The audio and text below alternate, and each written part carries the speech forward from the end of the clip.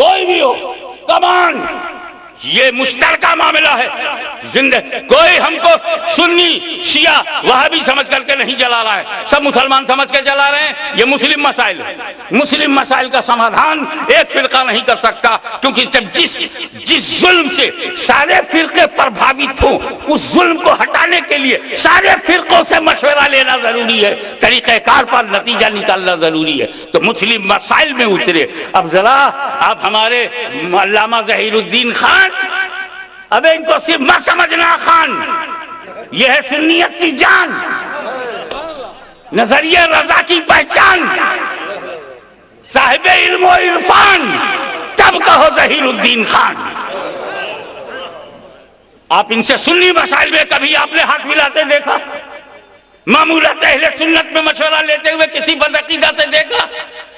تو بھیا میرے، سنیت کے اوپر دنیاوی زندگی میں سنیت ہمارا عقیدہ، جیسا کہ علامہ نے کہا، امام احمد رضا کے بتائے ہوئے عقیدے کی بال برابر بھی ہٹنے کو میں دین سے بغاوت، شاید یہی الفاظ ہے، میں دین حق سے بغاوت سمجھتا ہوں. تو امام احمد رضا کی بات کرو. یہ اتحاد، یہ اتفاق، یہ اجماع ان پر ہے.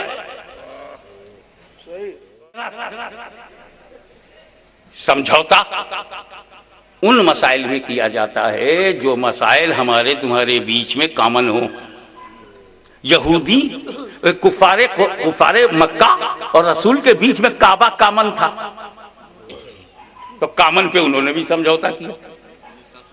لیکن آتا ہوں، لیکن جب دین میں سمجھوتے کی بات آئی تو اسی مکے میں نبی نے کہا ایک ہاتھ میں سورج ایک ہاتھ میں چاند رکھ دو، تبھی میں سمجھوتا نہیں کروں گا.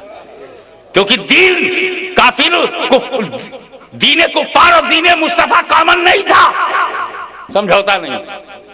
سنیت اور بدعقیدہ آپس میں کامن نہیں ہے، سمجھوتا نہیں ہوگا. کسی شیعہ سے سنیوں کا، کسی وہابی سے سنیوں کا دین میں سمجھوتا نہیں ہوگا، کیونکہ ہمارا دین کامن نہیں ہے. لیکن زبان میں ہوگا، کلچر میں ہوگا، دکان کے بچانے میں ہوگا، زندگیوں کو بچانے میں ہوگا.